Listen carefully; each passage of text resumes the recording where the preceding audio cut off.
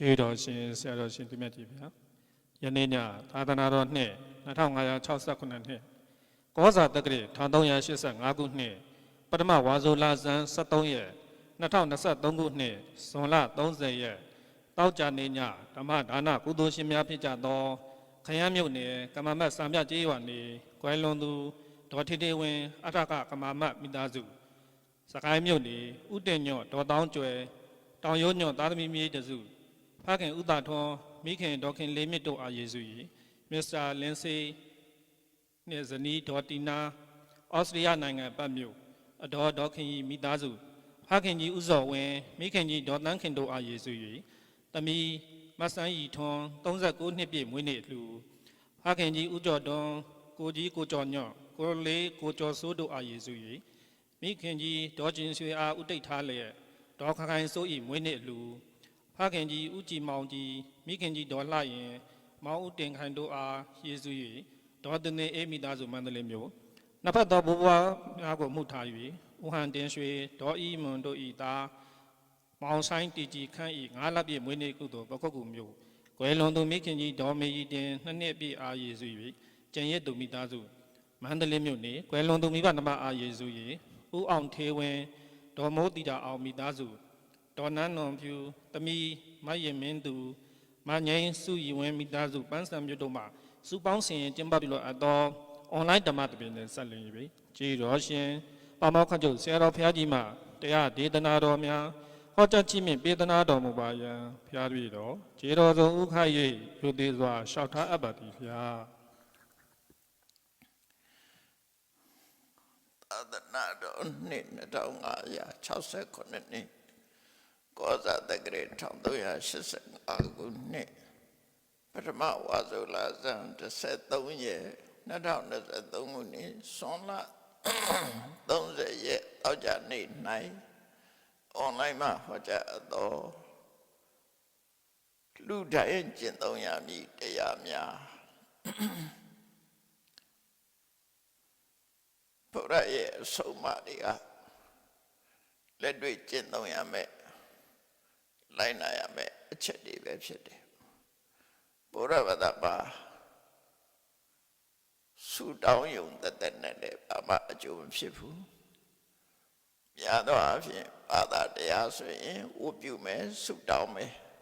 ဒီနှစ်ခုပဲလုပ်ကြတယ်အဲ့တော့ဘုရားဘာသာကဝတ်ပြုခြင်းဆူတောင်းခြင်းကအဓိကအချက်မဟုတ်ဘူးဘုရားဘာသာတွေအနေနဲ့နံပါတ်1ကကိုချင်းသီလပြည့်စုံအောင်လုပ်ဖို့ရတာနံပါတ်1ပဲဒါဘုရားဘာသာတွေအတွက်အနည်းဆုံးရှိရမယ့်အရေးချင်းကကိုချင်းသီလကိုချင်းသီလဆိုတဲ့ထဲမှာသူစရိုက်တရား7ပါးကုသကမ္မပဒတရား7ပါးအဲ့ဒါပါဝင်မယ်ရှောင်ရမယ့်ဟာကိုရှောင်ခြင်းလှုပ်ဆောင်ရမယ့်ဟာကိုလှုပ်ဆောင်ခြင်းသူစရိုက်7ပါးကိုရှောင်ပြီးတော့သူစရိုက်တရားကိုကျင့်သုံးလိုက်နာခြင်းဟာဘုရားဘာသာတွေအတွက်ပထမအခြေခံအစင်းမြတာဖြစ်တယ်ပေါ့အဲ့ဒီပထမအခြေခံအစင်းပေါ်မှာဘုဒ္ဓပြီးတဲ့နောက်မှာဒုတိယထပ်ပြီးတော့တိုးမြင်ရမှာတော့သမထကျင့်တဲ့တစ်ခုကျင့်အောင်သမထကျင့်တယ်လို့ဆိုတဲ့အခါမှာမေတ္တာဘာဝနာပွားတာလေသမထကျင့်စေမယ်နော်သမထကျင့်စေမယ်ပြမစုတရား၄ပါးအများတရားတွေပေါ်မှာချမ်းသာဒုက္ခရစေခြင်းနဲ့ဒေါသခင်းစင်နဲ့မေတ္တာတရားအဲ့ဒီမေတ္တာတရားကိုဖြစ်ပွားအောင်လုပ်ရမယ်အဲ့ဒီမေတ္တာတရားဖြစ်ပွားပြီဆိုရင်ကိုချင်းသီလပေါ်မှာမယက်တိပဲနဲ့လုပ်လို့မရဘူးအလုံးကနံပါတ်1ကိုချင်းသီလတော့ပြည့်စုံပြီးသားဖြစ်ရမယ်အဲ့ဒီကိုချင်းသီလပေါ်မှာမိတိပြီးတဲ့အခါမှာသမထကျင့်တယ်ကိုကျင့်သမထမှာကမ္မထမောင်း40စာပေကျမ်းကမှာဖော်ပြထားတယ်ပါဠိတော်တွေမှာတော့38မြို့ပြတယ်အထက်ကရာတွေကနောက်ထပ်2ခုထပ်ဖြည့်ပြီးတော့ကမ္မထ40ကမ္မထဆိုတာဘာဝတ္တလုပ်ငန်းလုပ်ရမယ် အာယုန်တွေကိုဆိုလိုတယ်ပေါ့ကမ္မဌာနလုပ်ငန်းဌာနကမ္မဆိုတာဘာဝနာလုပ်ငန်းဌာနဆိုတာပြုလို့ရမယ်အာယုန်တရားဌာနလို့ဒီလိုအဓိပ္ပာယ်ရတယ်အဲ့တော့ကမ္မထာအာယုန်ပေါင်း40ပေးထားတာအဲ့ဒီ40ကအကြမ်းပြပြောရမယ်ဆိုရင်အတုပကမ္မထာ10မျိုးနော်အတုပ10ပါနောက်ပြီးတော့အနုတ္တိ10ပါကတိုင်း10ပါအဲ့ဒီတရားတွေကိုပြောတာ30နောက်ပြီးတော့ပြမဝိရတရား4ပါအပပိယ4ပါလို့ခေါ်တယ်ပြောဝိရတရား4ပါနောက်ဓာတုကမ္မထံတကြီး4ပါအာရိပတိကုလတင်ညာအဲ့ဒါတွေကိုဆိုလို့တယ်အဲ့ဒီပေါ်မှာသီလနဲ့ပြည့်စုံပြီးတဲ့နောက်မှာသိခြင်းတရားကိုအောက်မေ့ပြီးတော့ပွားများတဲ့မရဏတတိဘာဝနာဒါလည်းသမထကမ္မထပဲသမထကမ္မထပဲခန္ဓာကိုယ်ရဲ့မတည့်မတည့်ရှုစဝဲကိုဆင်ញင်သုံးသပ်တာလည်းပဲ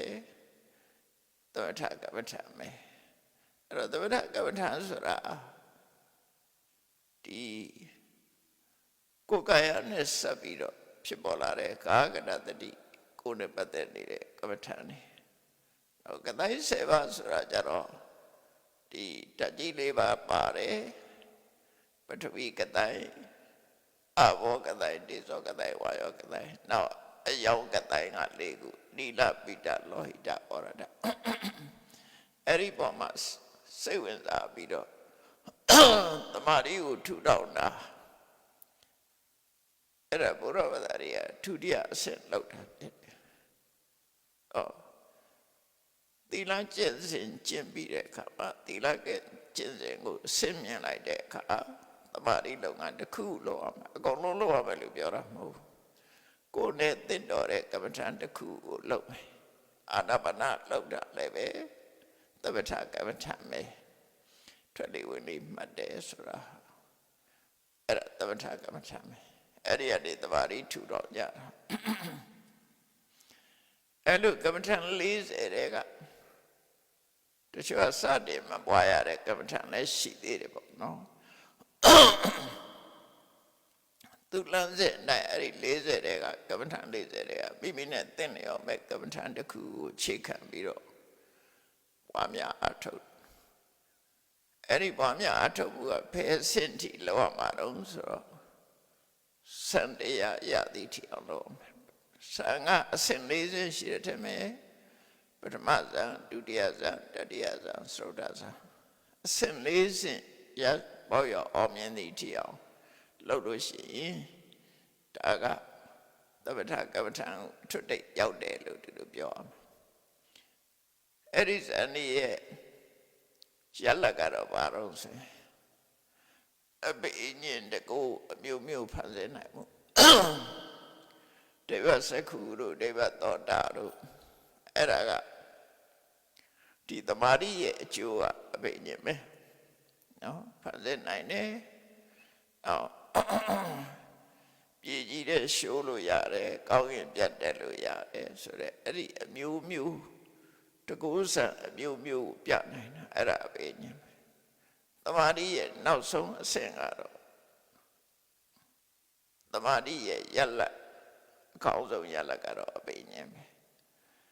ဒါဘုရားဘာသာရေးအနေနဲ့လမ်းမဆုံးသေးဘူးနော်အခုမြတ်သောအဖြစ်သူရောကိုရောဘုန်းကြီးတို့တွေပါဝင်ဘယ်မှာလမ်းဆုံးနေတော့ဆိုသီလနဲ့သမာဓိနဲ့ပါသီလမှာပဲလမ်းဆုံးနေကြတာများတယ်ပေါ့နော်တမာရီသမထကျင့်စဉ်ထီအောင်ရှောက်တာတော်တော်နည်းတယ်ဟိုပေါ့ရအောင်ပြောတာပုံမှန်လေးကတော့သမထကျင့်စဉ်ကျင့်တယ်ဥပမာအာနာပါနကမ္မထံထိုင်နေမေတ္တာဘာဝနာပွားတယ်အဲ့ဒီလိုလုပ်တဲ့အလုပ်တွေအဆင့်တော့ရှိတယ်ဒါပေမဲ့လမ်းဆုံးပန်းနိုင်ထီအောင်ရောက်လာလို့ဆိုရအောင်သီလကတော့စင်ကြယ်ပြီဆိုရင်လမ်းဆုံးပန်းနိုင်ရောက်နိုင်တယ်ပေါ့နော် ဒုစရိုက်တရားတွေလုံးဝရှောင်ကျဉ်ပြီးတော့ကိုယ့်ရဲ့သီလဟာကျိုးပေါက်ပျောက်ကြခြင်းမရှိလုံးဝစင်ကြယ်သွားပြီဆိုရင်ဒါသီလဘက်ကအခြေကဘက်ကပြီးသွားပြီပေါ့တမာရီသိက္ခာကြတော့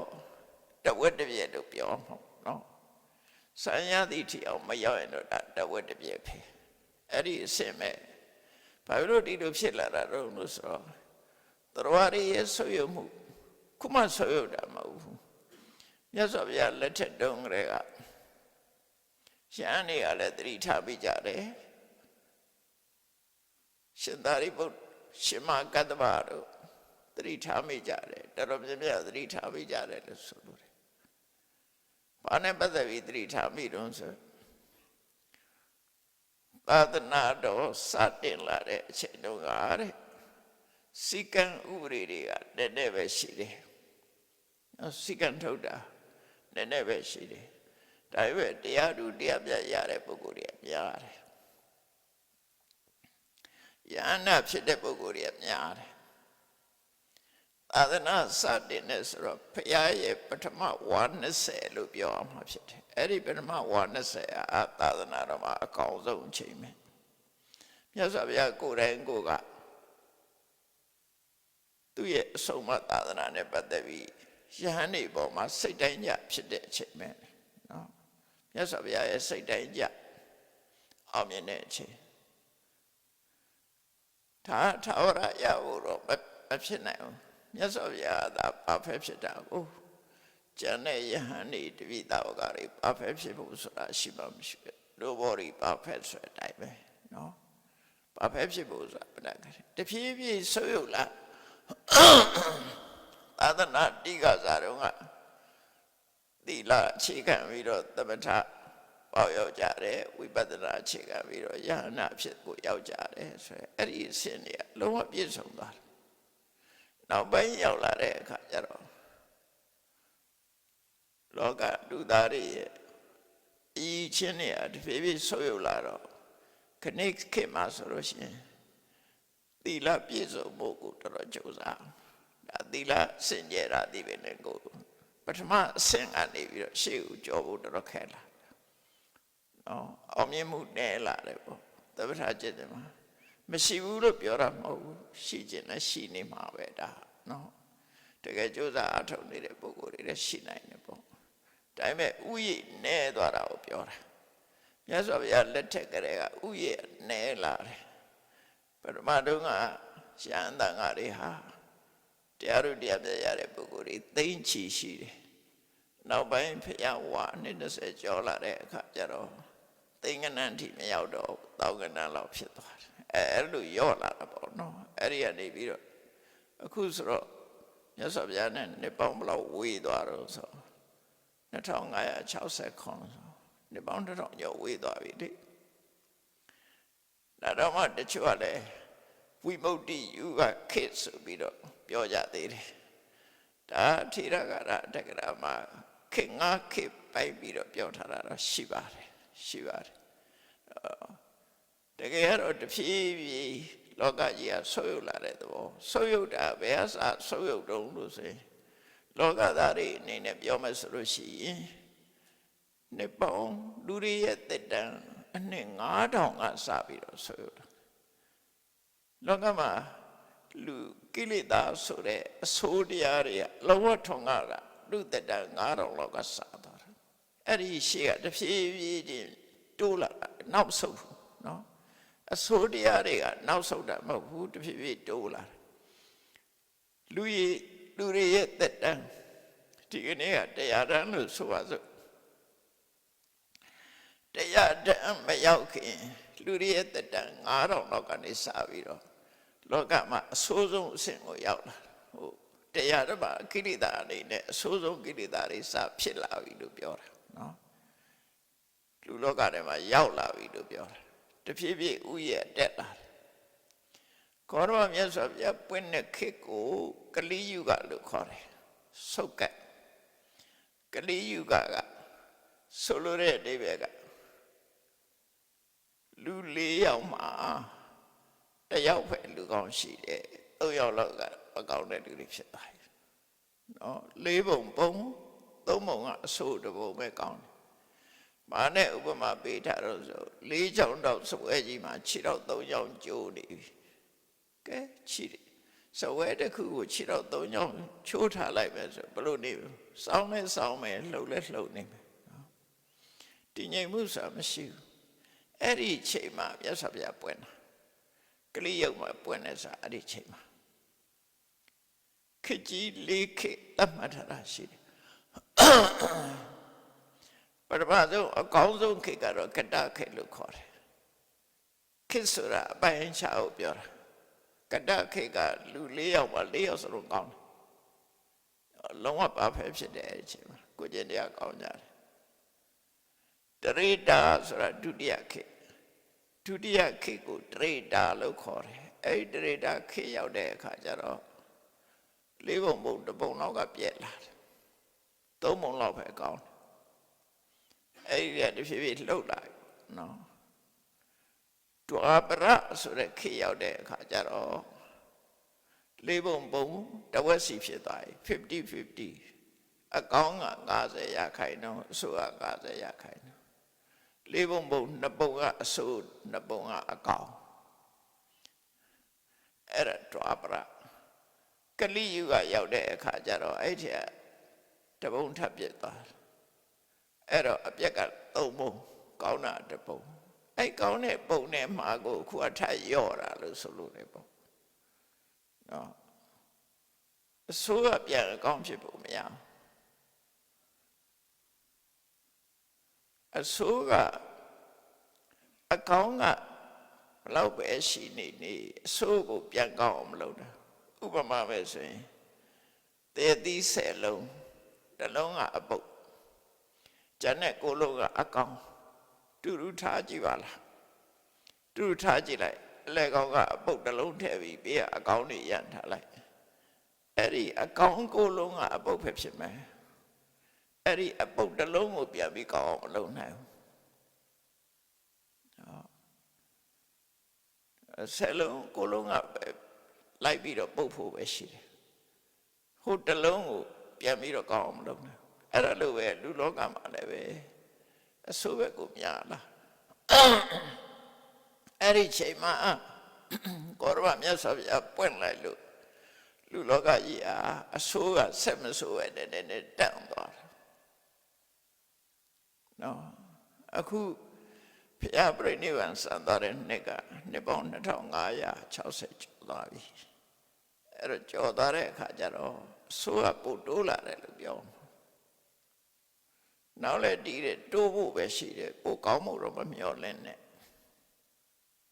ဘာလို့တော့ဆိုစားရဆိုးကြရနောက်ပြန်လှည့်တာရှိမှမရှိတာလေ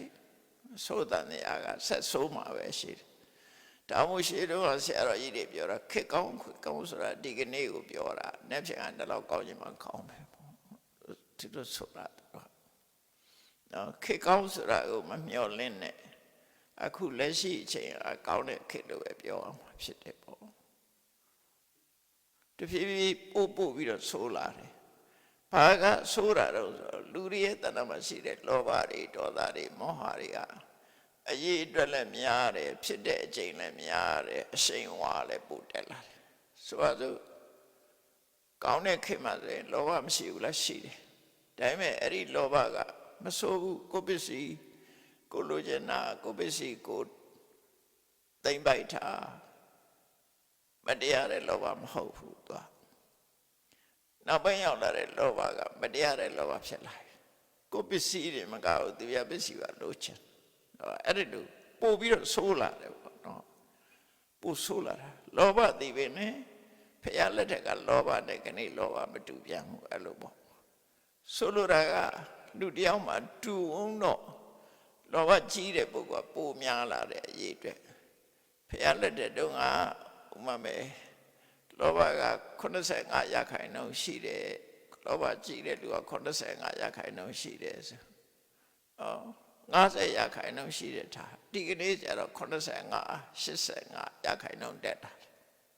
အဲ့လိုဆိုလို့ရပေါ့နော်အဲ့တော့ကောင်းတဲ့ပုဂ္ဂိုလ်ကမရှိဘူးလားဆိုရှိပါရှိနေဦးမှာပဲနော်လောဘကွယ်သွားတာတော့မဟုတ်ဘူး အဲကြောင့်ခက်လိုက်တဖြည်းဖြည်းဆိုးဝါပြီးတော့လာတာဖြစ်တော့ဘာနဲ့ထိမ့်သိမ့်ရမလဲလို့ဆိုရင်ကိုပဲအကောင်းဆုံးဖြစ်အောင်ကြိုးစားဖို့ပဲလိုတာပတ်ဝန်းကျင်ကိုကောင်းအောင်လုပ်ဖို့ဆိုတာဗဒမခဲရင်သွားပြီနော်ပတ်ဝန်းကျင်ကောင်းမှုတဲ့ကိုကောင်းအောင်ကိုယ်ထိမ့်သိမ့်မှု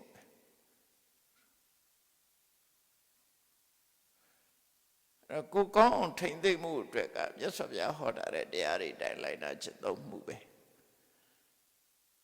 အဲ့တော့သီလကိုအခြေခံတယ်ပထမအဆင့်သီလ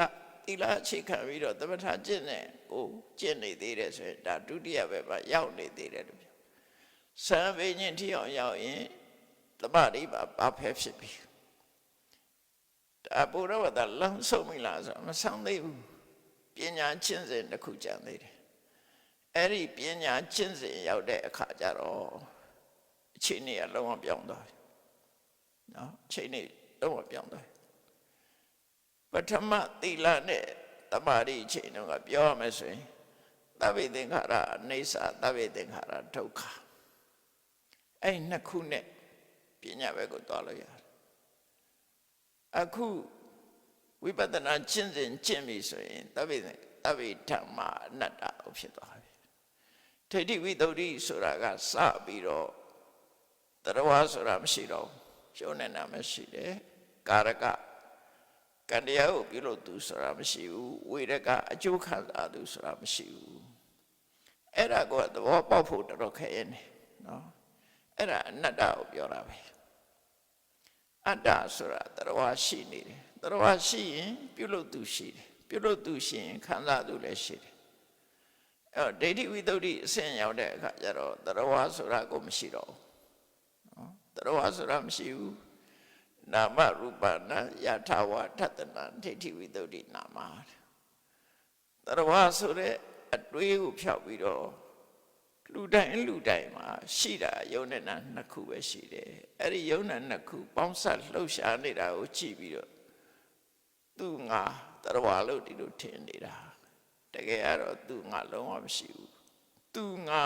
တရားမှာစိတ်သုံးနေသည့်အတွက်ကြောင့်သုံးညလို့ပြောတယ်သုံးညရဲ့အဓိပ္ပာယ်အဲ့ဒါပဲ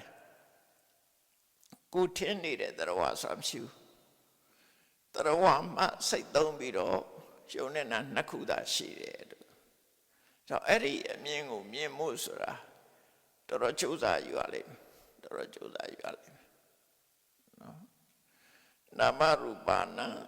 ယာထာဝတတနာ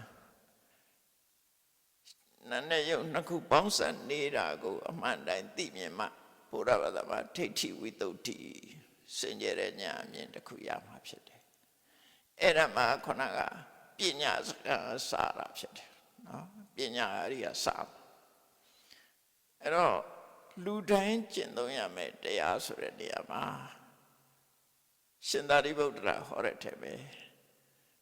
ဘာဟောတာတော့ဆိုအတွဲလိုက်ဒိဋ္ဌိဝိတ္တု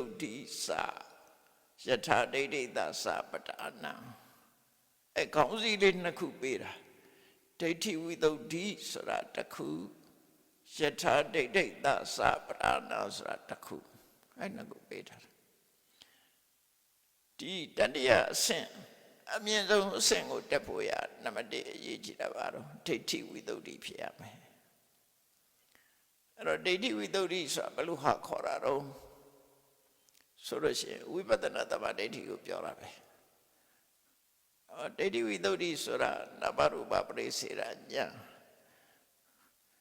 ပညာภูမိလို့ဆိုတဲ့ဒီအစနဲ့ပြောတဲ့အခါကျတော့ပညာภูမိဆိုတာအသိပညာနဲ့အသိပညာအတွက်အခြေခံပြုရမယ့်တရားတွေကခန္ဓာ၅ပါးအရဏ12ပါးဓာတ်18ပါးဣန္ဒြေ22ပါးသစ္စာ4ပါးပရိစ္ဆေသမုပ္ပါအဲ့ဒါအသိပညာရဲ့ချက်စားရမယ့်နေရာပညာပုပြီးပဲပညာရဲ့နယ်ပယ်လို့ဆိုလို့တယ်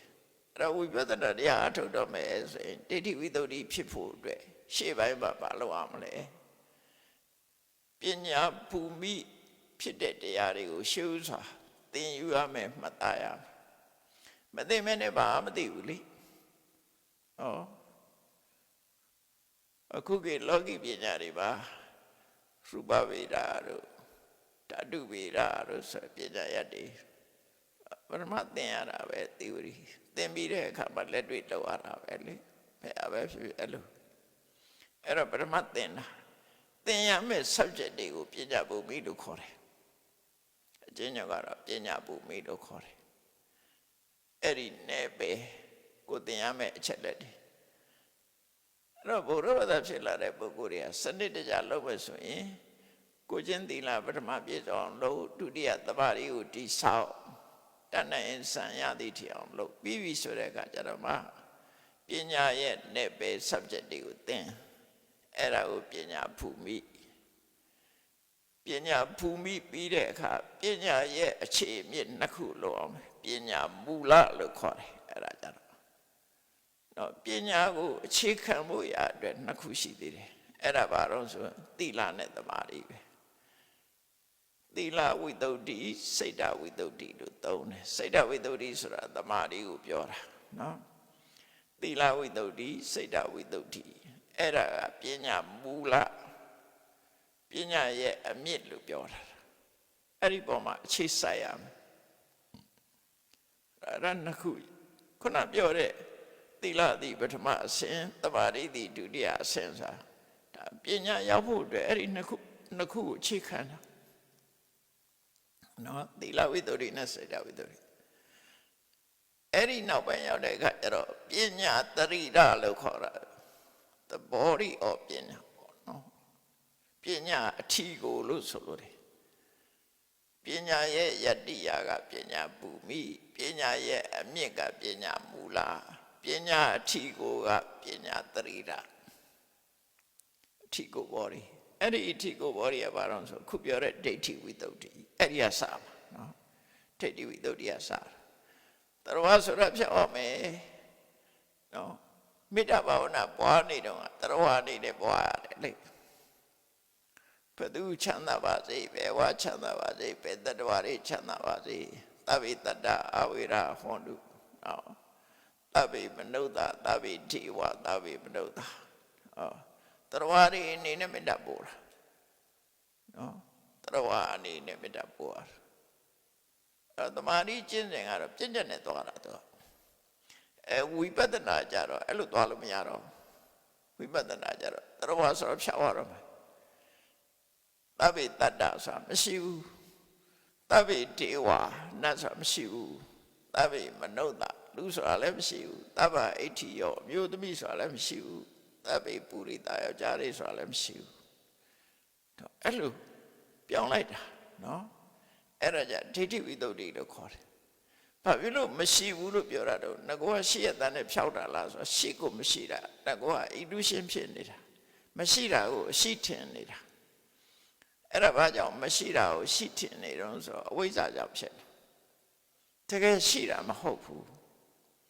တကယ်ရှိတာယုံနဲ့နာပဲရှိတယ်အဲ့ဒီယုံနဲ့နာရဲ့လှုပ်ဆောင်မှုတွေပေါ်မှာလူတွေကထင်မြင်လွဲပြီးတရားလို့ထင်နေတာနော်တရားလို့ဆိုတာလွဲမှားတဲ့အမြင်တစ်ခုသာဖြစ်တယ် illusion မျက်စိလဲတာပဲဖြစ်တယ်တကယ်ရှိနေတာယုံနဲ့နာပဲရှိတယ်အဲ့လိုဆိုလို့เลยပေါ့အဲ့ဒါကိုဘယ်လိုလုပ်ဖြောက်ရမလဲဆိုသစ်ပင်တစ်ပင်ကိုစဉ်းစားကြည့်လိုက်သစ်ပင်လို့ခေါ်တာဟာအကုန်လုံးပေါင်းနေတဲ့အချိန်မှာသာခေါ်လို့ရတာသစ်ပင်ရဲ့အစိတ်ပိုင်းတွေအကုန်ဖြတ်ပြီးပုံထားလိုက်မယ်ဆိုရင်သစ်ပင်မရှိတော့ဘူးပျောက်သွားပြီလေအခုလူတွေမှလည်းပဲထို့တူပဲတရားလို့ထင်နေတာယုံနဲ့နာနှစ်ခုပေါင်းစပ်နေလို့သာယုတ်ကတခြားနာကတခြားခွဲလိုက်တာတဲ့တရားနဲ့ခုနတရားဆောင်ရှိတော့ဘူးလေအဲ့လိုမြင်အောင်မြင်သွားတဲ့အသိဉာဏ်ကြတော့မှဒိဋ္ဌိဝိတ္တုလို့ခေါ်တယ်တဘာဝတရားတသက်ကိုသာမြင်နေနော်ခုနတရားဆိုတဲ့အတွေ့လုံးဝမရှိတော့ဘူးတရားဆိုတာမရှိသည့်အတွက်ကြောင့်ပြုလို့သူဆိုတာလည်းမရှိဘူးအကြောင်းအားလျော်စွာနော်သူဆိုင်ရအကြောင်းကြောင့်အကြောင်းတရားရဲ့ဖြစ်မှုသာရှိတယ် ခံစားသူဆိုတာမရှိဘူးအကျိုးပေါ်တာများတာဖြစ်တယ်အလုံးကသဘာဝတရားတတ်တဲ့အဲ့ဒါကို phenomena လို့ခေါ်တယ်သဘာဝတရားတတ်တဲ့ပဲအဲ့ဒါကိုသူ့ရဲ့ငါရဲ့ဒီလိုလွဲမှားစွာထင်တာလွဲမှားစွာထင်နေတာအဲ့ဒီလွဲမှားစွာထင်နေတဲ့အထင်ကိုပျောက်အောင်လုပ်အောင်ခုနသမထလုံနေတော့မပျောက်ဘူးအထူးသဖြင့်မေတ္တာပွားနေတဲ့ဆိုရင်လူအနေနဲ့မေတ္တာပွားတာအဲ့ဒါကိုဖြောက်ရမယ်သူကနော်အစစ်မှမဟုတ်ဘူးလူရှိတာကအစစ်မှမဟုတ်ဘူးသို့တော့ level နှစ်ခုနဲ့တွက်မယ်ဆိုရင်သူကသမ္မုဒိ level နဲ့ပရမတ္ထ level သမ္မုဒိသစ္စာပရမတ္ထသစ္စာနှစ်ခုလောကလူတွေရဲ့အသုံးနှုန်းတိုင်းဆိုရင်မှန်တယ်ဒါမျိုးသားဒါမျိုးသမီးဒါကလူဒါကနတ်နော်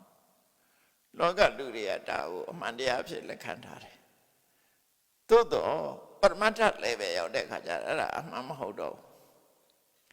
စစ်ဆေးလိုက်တဲ့အခါကျတော့ပျောက်သွားမှန်မဟုတ်ဘူးအဲ့လိုဆိုလို့တယ်ပေါ့နော်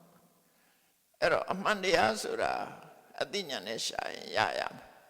မပျောက်ရဘူးရှိနေရမယ်အသိဉာဏ်နဲ့သိနိုင်ရမယ်တေချာတွေးစားလိုက်လို့ပျောက်သွားလို့ရှိရင်ဒါအမှန်တရားမဟုတ်တော့မရနိုင်ဘူးအထင်အမြင်သာဖြစ်သွားတယ်လို့တို့ဆိုလို့တယ်အဲ့တော့ဒိဋ္ဌိဝိတ္တုဒ္ဓိဆိုတာ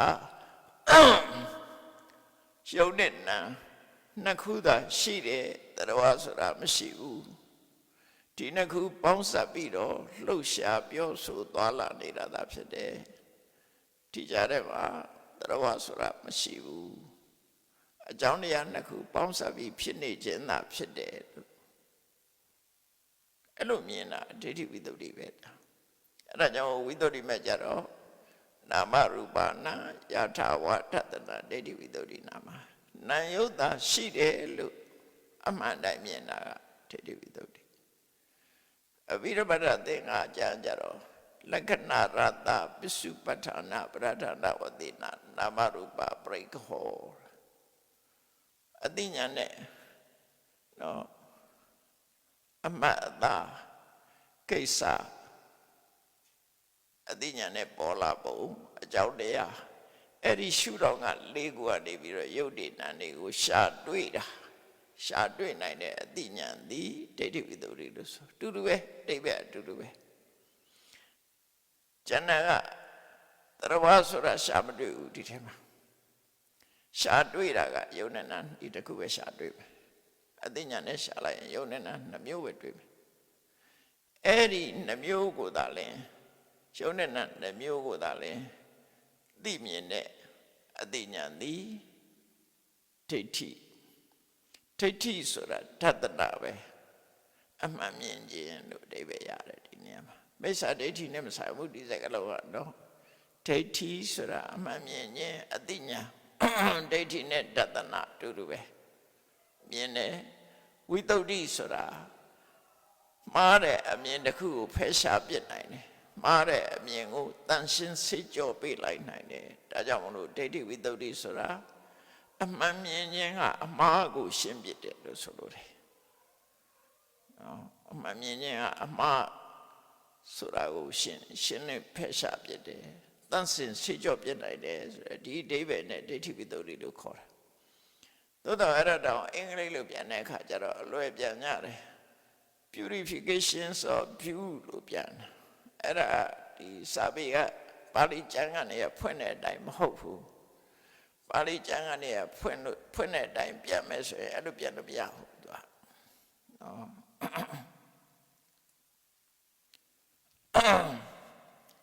သူက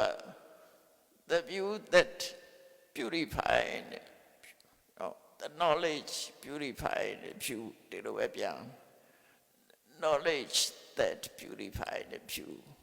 အသိဉာဏ်ကိုဆိုလိုတာသူကအဲ့တော့ဒိဋ္ဌိဝိတ္တုဆိုတာအသိဉာဏ်ကိုပြောတာစင်ကြယ်တာကိုပြောတာမဟုတ်ဘူးအသိဉာဏ်ကိုပြောတာအသိဉာဏ်ရှိမှအမှားတန့်စင်ပြလို့ရမှာ哦ဒါကြောင့်မို့ဒိဋ္ဌိကစကားလုံးတစ်ခုဝိတ္တုကစကားလုံးတစ်ခုဒိဋ္ဌိကအသိဉာဏ်အဲ့ဒီအသိဉာဏ်သည် မာရွင်နေတဲ့အမြင်တစ်ခုကိုရှင်းပြနိုင်တော့ကြောင့်ဝိသုဒ္ဓိအဲ့လိုဆိုလို့ရတယ်သူကဒိဋ္ဌိဝိသုဒ္ဓိသီလဝိသုဒ္ဓိဆိုတာလေအဲ့လိုဆိုလို့တယ်သီလက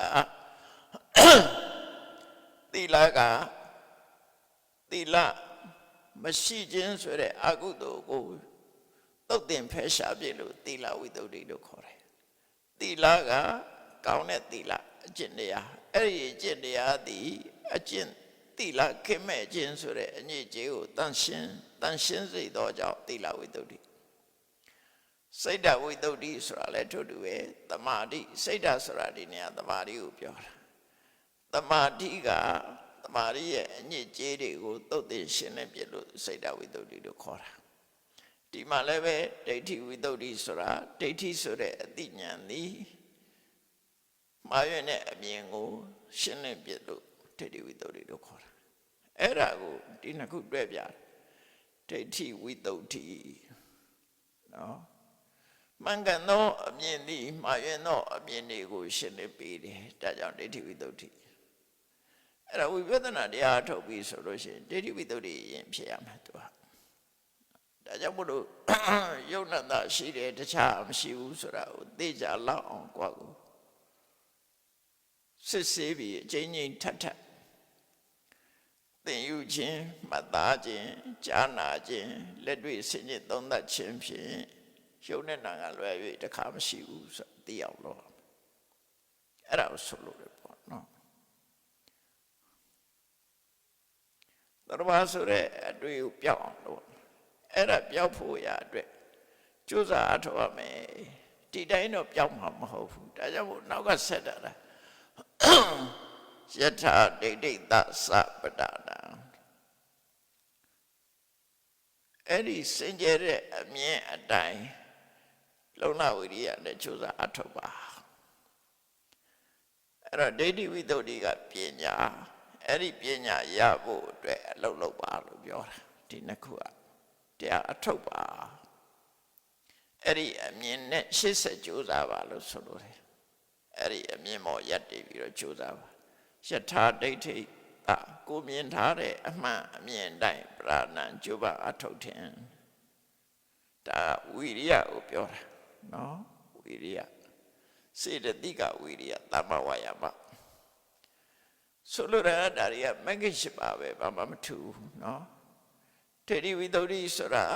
သမ္မာဒိဋ္ဌိပဲယထာဒိဋ္ဌိသသပဒါနံဆိုတာသမ္မာဝါယာမ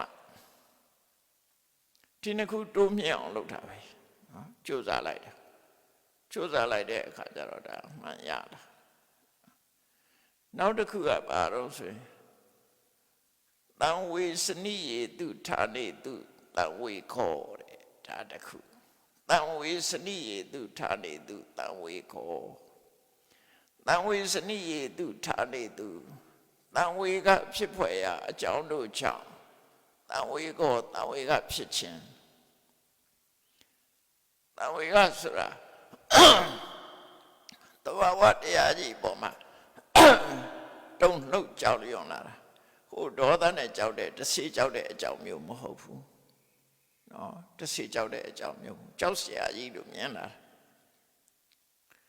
တံဝေစနိယေတုတံဝေကဖြစ်เสียဖြစ်တဲ့ဌာနေသူအကြောင်းတရားတို့ကြောင့်တံဝေကောစိတ်ထဲမှာတံဝေကဖြစ်ခြင်းအတိညာဖြစ်ခြင်းဒီတံဝေကအတိညာနော်ဝတ္တပနဲ့ရှင်တဲ့အတိညာဒေါသအကြောင်းမဟုတ်ဘူးနော်အတိညာဖြစ်တာကြောက်เสียလို့မြင်တာဟာဒါထိတ်လန့်တာပဲပေါ့နော်ကြောက်เสียလို့မြင်တာအဲ့တော့တံဝေစနိယဌာနတံဝေကဖြစ်เสียအကြောင်းတရားဆိုတာဘာတွေလဲလူတွေမှနေစဉ်တွေ့နေတယ်အဲ့ဒါတွေနဲ့တွေ့တာတံဝေကမဖြစ်ဘူးဆိုရင်ဒါကိုယ်မှညံ့နေသေးတယ်တံဝေကဖြစ်ရမယ့်အကြောင်းတွေကဘာလို့ဆိုရင်နော်စာတိဒုက္ခစရဒုက္ခပြာတိဒုက္ခမရဏဒုက္ခအဲ့လေးခုအဲ့လေးခုကတံဝေကဖြစ်ဖို့အကြောင်းလေးမျိုးပဲ မွေးဖွားရတယ်ဒါလည်းတန်ဝေကဖြစ်ရမှာပဲဟောဦးမင်းလာရတယ်ဒါလည်းတန်ဝေကဖြစ်เสียပဲယောဂရလာတယ်တန်ဝေကဖြစ်เสียပဲသိရတယ်တန်ဝေကဖြစ်เสียပဲကိုယ်ကိုယ်တိုင်သိရင်တော့အဲ့ချိန်မှာတန်ဝေကမဖြစ်ဘူးပေါ့သိရမယ်ဆိုတာကြိုတင်သိလို့ရှိရင်တန်ဝေကဖြစ်တာပေါ့သူပြသိတာကိုကြည့်ပြီးတန်ဝေကဖြစ်လို့ရတာနော်အဲ့တော့စာတိစရာပြာတိမရဏဆိုတဲ့ဒီအကြောင်းတရားတွေကမတွေ့ခြင်းအဆုံးလူတိုင်းတွေ့နေကြတာပဲနော်ကိုဖြစ်တာတွေ့ရတယ်လို့သူများဖြစ်တာလည်းတွေ့နေရတယ်အဲ့ဒါတွေကတန်ဝေစနိယလို့ခေါ်တယ်တန်ဝေကဖြစ်เสียအကြောင်းတရားတွေအဲ့ဒါတွေတွေ့တိုင်းတန်ဝေကဖြစ်ရမယ်အဲ့တန်ဝေကဖြစ်မှာပမာစကားပြောတယ်မဟုတ်လားမတာတဲ့ခေါက်ကြောင်းဆယ်ခေါက်ဆိုပြောတာဘယ်ဒီတိုင်းလေးမတာတဲ့ခေါက်ပို့တာလေနော်မတာတဲ့ခေါက်ပို့တာလေအခုပေါ်ရောလိုက်ပို့ပြီးတော့အတင်းပြောပြီးပို့လို့ရှိရင်အဲ့ဒါဘာမှမထူပါမဟုတ်ဘူးနော်မတာတဲ့ခေါက်ကြောင်းဆယ်ခေါက်ဆိုတာတန်ဝေကဖြစ်လို့ပြောတာတန်ဝေကမဖြစ်ရင်တော့ဘယ်တစ်ခေါက်တော့ဘာမှမထူနော်ကြောင်းဆယ်ခေါက်လာတာတော့တမိုးရှိတယ်လို့ပြောတာလူတယောက်သေဆုံးလို့လိုက်ပို့ရင်သေခြင်းတရားကိုအောင်းမေ့ပြီးတော့တန်ဝေကဖြစ်နိုင်လို့တန်ဝေကဖြစ်လိုက်ပဲဆိုရင်ကြောင်းဆယ်ခေါက်သွားတာတဲ့ပို့ပြီးတော့ကုသိုလ်ရတယ်လို့ဆိုလို့တယ်ပေါ့နော်မတာတဲ့ခေါက်ကြောင်းဆယ်ခေါက်ဆိုတာသို့တော့မတာတဲ့ခေါက်ပို့တာလည်းပဲယိုးနေတာရှိုးနေရင်တော့ဘာမှထူမှာမဟုတ်ဘူးတန်ဝေကမဖြစ်ဘူးတန်ဝေကဖြစ်မှတမိုးရှိမယ်လို့ဆိုလို့တယ်အဲ့တော့တန်ဝေကဖြစ်เสียအကြောင်းက၄ခုအဲ့ဒီထဲမှာနောက်ထပ်၄ခုထပ်တဲ့ပြီးတော့တန်ဝေကဖြစ်เสียအကြောင်း18မျိုးဆိုပြီးတော့ပြလာရှိတယ်အထတဝေဇနိယဝတ္ထုနိထိတ်လန့်ပွဲတန်ဝေကဖြစ်เสียအကြောင်း10မျိုးတဲ့ဒီ၄မျိုးပထမမှတ်ထားလိုက်ရောစာတိစရာပြာတိမရဏဒီဒုက္ခ၄မျိုးကတန်ဝေကဖြစ်เสียတယ်နောက်တစ်ခုကဘာလို့ဆိုအပေဆင်းရဲဒါကိုယ်တိုင်မတွေ့ပေမဲ့အပေသားတွေဒုက္ခခံရတာတွေးကြည့်လိုက်လို့ရှင်အဲ့ဒီအပေဆင်းရဲတဲ့တန်ဝေကဖြစ်เสียပဲငရဲခံရတဲ့ပုဂ္ဂိုလ်တွေတိရစ္ဆာန်တွေစဉ်းစားကြည့်လေလူတွေကနေစင်တဲ့အမြငါးတွေဖန်တတ်တာမတတ်ပါနဲ့လို့ဘယ်သူမှပြောကြက်တွေဝက်တွေဖန်ပြီးတော့တတ်နေကြတယ်မတတ်ပါနဲ့လို့ဘယ်သူမှနော်ဘယ်သူမှတားပေးမဲ့လို့မရှိဘူးသူတို့မှအကာအကွယ်မဲ့တတ်ချင်နိုင်တတ်နေကြတယ်ဘယ်တတ်တော်တွေလည်းအဲ့ဒါအပါယဒုက္ခလို့ခေါ်တယ်နော်တို့ချင်တာလောက်တာအကုန်ခံနေရတာပဲလေသူတို့မှဘာမှပြတ်ပြောခွင့်လည်းမရှိဘူးဘေးကလူကလည်းလာပြီးပြောလို့မရဘူးအဲ့ဒါအပါယဒုက္ခမသေးတောင်မှနွားတွေနှစ်ပါးကျုပ်ထိုးပြီးရိုက်ခိုင်နေတာဒါလည်းအပါယဒုက္ခပဲလေကိုယ်နှစ်ပါးကျုပ်ထိုးပြီးအဲ့လိုရိုက်ခိုင်ရင်ဘယ်လိုလုပ်လဲအဲ့လူကတော့ပေါ်တွေ့နေတာနွားမှုခံရတာလို့ထင်တယ်အခုကလူတွေပါခံနေရတယ်လူကုန်ကူးတယ်ဆိုတာရှိတယ်နော်ဗမာပြည်ပါတယ်ရှိနေတယ်ကြားဖောင်မော့တင်ပေးလိုက်အဲ့လူကဘာမှဆက်သွယ်မရတော့ကြားဖောင်ဆိုတာပင်လိုက်တယ်မှာပစုံနေပါလိဖတ်နေအဲ့ပေါ်ရောက်သွားရင်အဲ့ဒီလူကပြန်လာမရှိတော့ဘူးတချို့ဆိုသေနေရတဲ့ကန်ချလိုက်တာပြီးပြီဗမာပြည်ပါကိုရှိနေတယ်အဲ့ဒါတွေအဲ့ဒုက္ခတွေကနော်အဲ့ဒုက္ခရောက်ကြတာတွေဗျာအဲ့ဒါအပါယဒုက္ခလို့ပြောလို့ရတယ်ပေါ့အဲ့ဒါလည်းတန်ဝေကဖြစ်เสียပဲဘာမှတုံ့ပြန်လို့မရတဲ့အနေအထားတစ်ခုပေါ့နောက်တစ်ခုကဘာလို့ဆိုရင်အတိတ်ကဝတ္တမူလကဒုက္ခဟိုဆင်းရဲကိုအခြေခံတဲ့ဒုက္ခမှန်သမျှလူဖြစ်လာလေလူဖြစ်လို့ခံရတဲ့ဒုက္ခတွေရှိတယ်လူဘဝမှာလည်းဒုက္ခတွေရှိတယ်အဲ့ဒါဝတ်နဲ့ပတ်သက်ပြီးတော့ခံအနာဂတိဝတ္တမူလကဒုက္ခတန်တရားတွေကမလွတ်သေးဘူးဆိုရင်နောက်တွေးလက်တံဒုက္ခတွေရှိသေးတယ် နော်အတိတ်တုန်းကလည်းတွေ့ခဲ့ပြီးနောင်လည်းတွေ့အောင်မယ်ဆိုဆင်းရဲဒုက္ခတွေရှိတယ်အဲ့ဒုက္ခနှစ်ခုထည့်လိုက်ခုနတစ်ခုနဲ့ဆို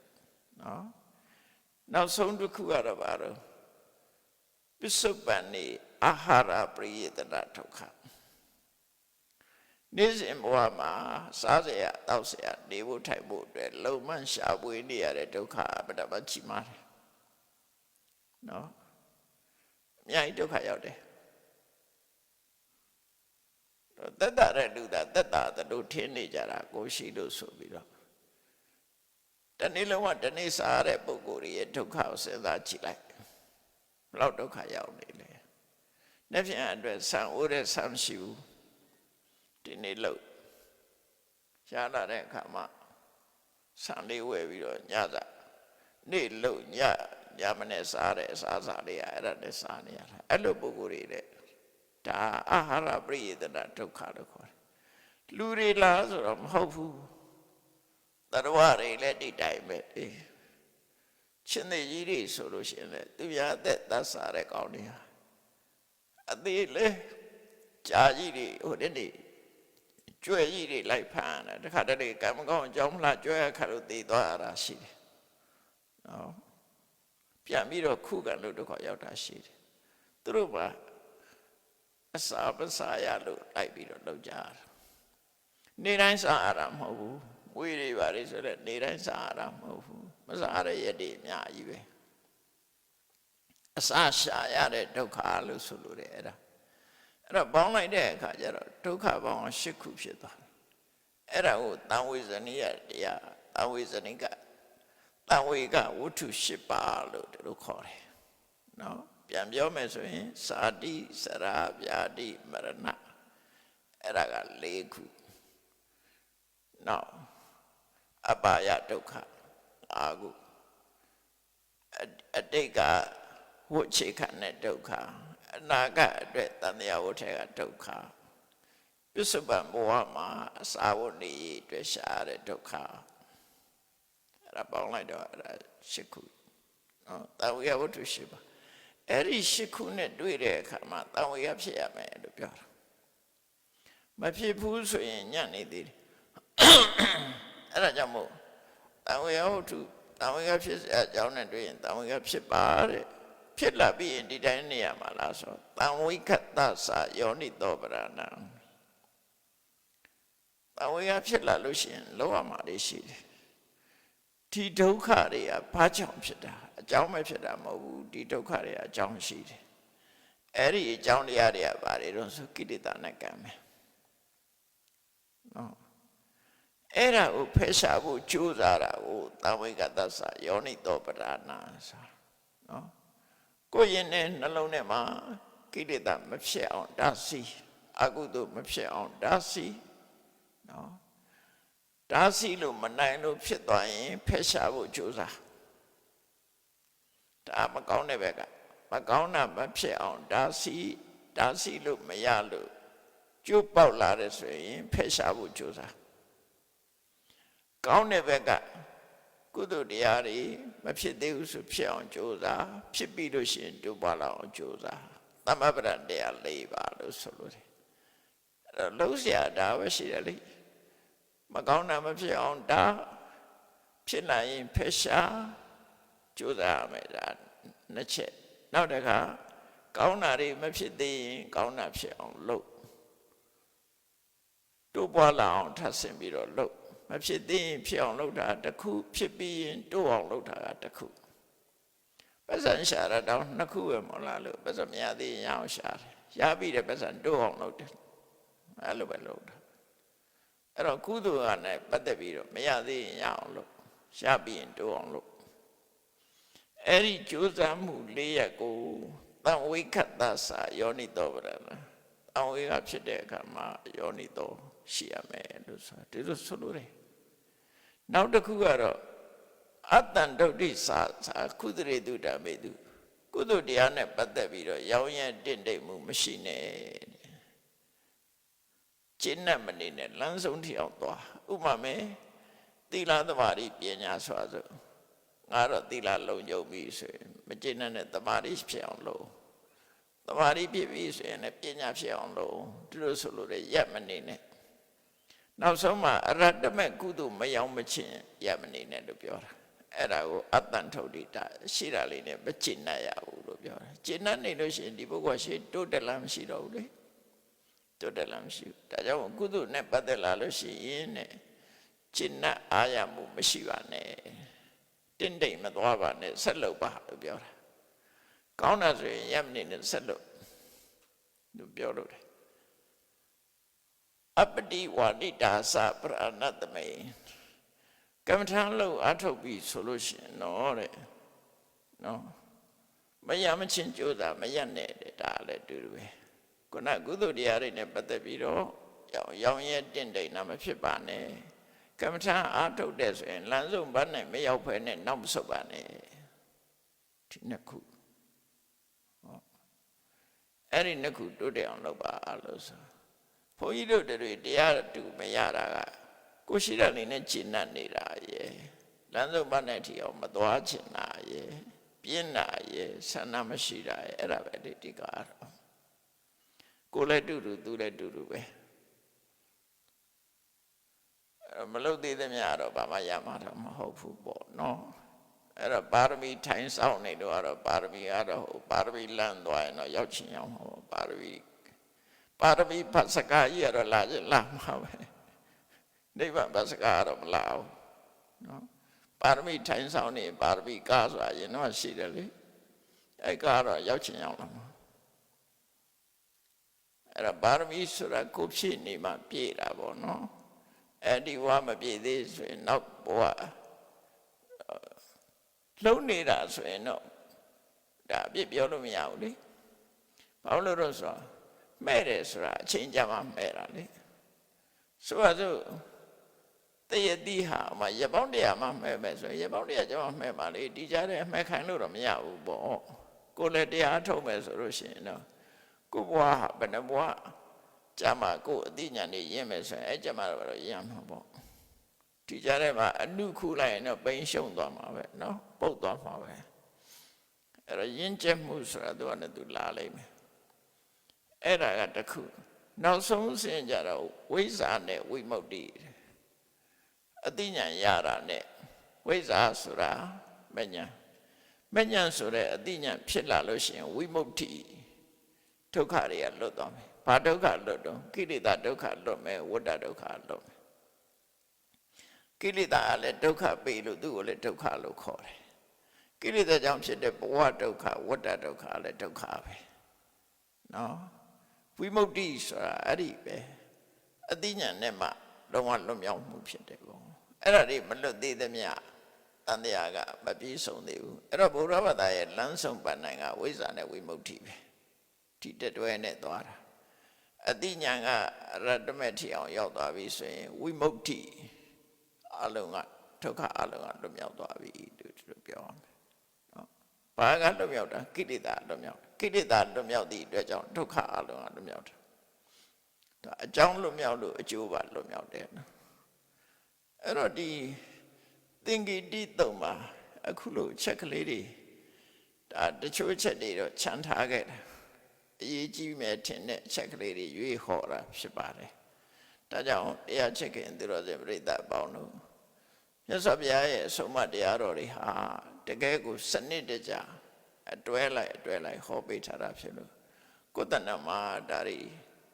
ကိုလုံးဝမဲ့ဟာတွေအများကြီးရှိတယ်ဆိုတာအဲ့ဒါတော့သိရင်ကိုလည်းမဆိုးပါဘူးနော်ကိုဘာဖက်ဆိုတာဘယ်တော့မှမဖြစ်သေးဘူးနော်ဘာဖက်မဖြစ်သေးဘူးလုံးဝမဲ့အားတွေအများကြီးကြံနေသေးတယ်ယန္တာဖြစ်မှသာကတံကရဏီယံလှုပ်ရှားတွေကုန်ပြီအလုံးလှုပ်ပြီးသွားပြီလို့ပြောလို့ရမယ်ပုရုဇဉ်နေမှာဆိုရင်လှုပ်ရှားတွေကြံသေးတယ်ပဲပြောအောင်ပါပဲမလှုပ်ရသေးတာတွေကများတယ်လှုပ်ပြီးသားကနည်းနည်းလေးပဲရှိတယ်တန်းလန်းပေါ့နော်တန်းလန်းပဲအေးဒါကြောင့်မို့မြတ်ဗုဒ္ဓရဲ့ဆုံးမတရားတော်တွေကိုသိရှိနားလည်ပြီးတော့မိမိတို့ဘဝတိုးမြင့်သွားနိုင်အောင်လူတိုင်းကျင့်သုံးရမယ့်တရားတွေအတိုင်းလိုက်နာကျင့်သုံးနိုင်ကြပါစေကုန်သတည်း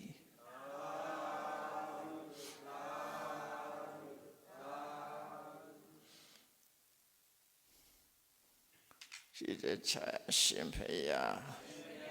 ဖရာတပည့်တော်တို့သည်ဓမ္မအတိညာ